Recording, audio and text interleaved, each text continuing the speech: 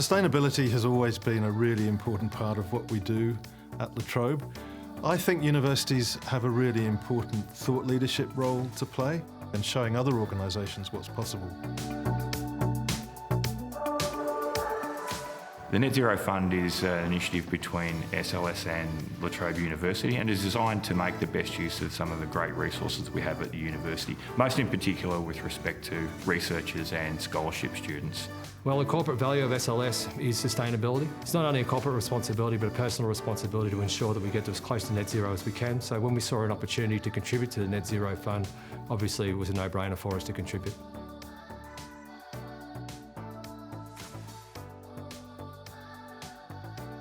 The vision for the Net Zero Fund was about three fundamental principles.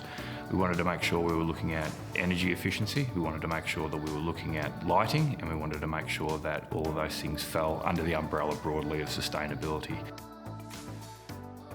We asked for applications from both students and from researchers on campus to give us projects that fitted inside of that envelope, and we were overwhelmed by the response that we got, and we were able to select in total 10 projects to fund and also scholarships to provide to students.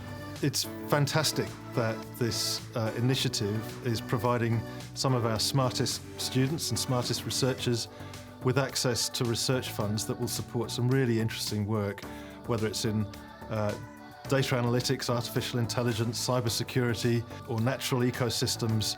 These are all things that the university does really well, and it's just so exciting to see these young researchers take up the challenge that these scholarships and research grants will provide to really push forward the boundaries of knowledge in these areas.